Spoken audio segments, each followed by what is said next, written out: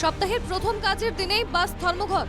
কেন্দ্রের নয়া পরিবহন আইন হিট অ্যান্ড রানের প্রতিবাদে ধর্মঘটে নেমেছেন বাস চালকরা। সকাল থেকেই বর্ধমানের সমস্ত রুটের বাস বন্ধ, যার জেরে বর্ধমান, বীরভূম, মালদায় চরম নাজেহাল যাত্রী পথচারীরা। চলছে, আমি বাইরে থেকে আসছি তো আমি তো জানি না যে বাস চলেনি। আমি এসে ঢুকলাম, এসে দেখে বলছে বাস জিজ্ঞেস বলছে বাস চলবে না। তো এই কথাই বললো কি এর কি করবো, বাড়ি থেকে টোটো ডাকলাম, যেখানে আমার 30 টাকা কাজ মিটেছে সেখানে আমার 400 টাকা 500 টাকা ভাড়া গুনতে হচ্ছে, যেতে হবে, উপায় নেই। গত 3 জানুয়ারিতেও বাস বন্ধ রেখে প্রতিবাদে সামিল হয়েছিল অল ড্রাইভার ওয়েলফেয়ার অ্যাসোসিয়েশন। এবারও বিনা নোটিশে বাস বন্ধ রেখেছেন বাস চালকরা।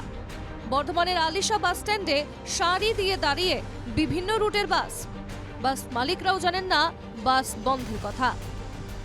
এটা আমরাও বুঝতে পারছি না বাস বন্ধ কী কারণে, কারণ স্টাফরা বন্ধ রেখেছে। আমরাও নিজেরাও জানি না, এটা ইউনিয়ন বলতে পারবে।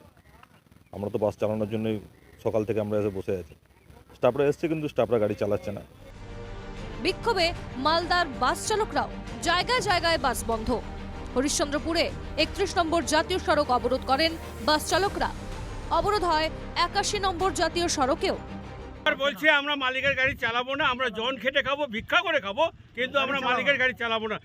7 লক্ষ টাকা পাবো কোথায়, এবং 10 বছর আমাদের জেল খাটতে হবে। একদিনের বাস ধর্মঘট বীরভূমের রামপুরহাটে।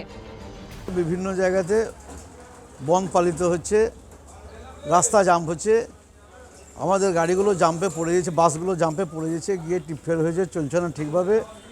তাই আমরা ওই ট্রাক অ্যাসোসিয়েশনের সঙ্গে সমঝোতা হয়ে আমরা একদিনের কর্মবিরতির ডাক দিয়েছি। কিন্তু সপ্তাহের প্রথম দিনে আচমকা এই বাস ধর্মঘটে ভোগান্তিতে সাধারণ মানুষ। মোহাম্মদ খান, নারায়ণ সরকার, অঞ্জনদের রিপোর্ট, NKTV বাংলা।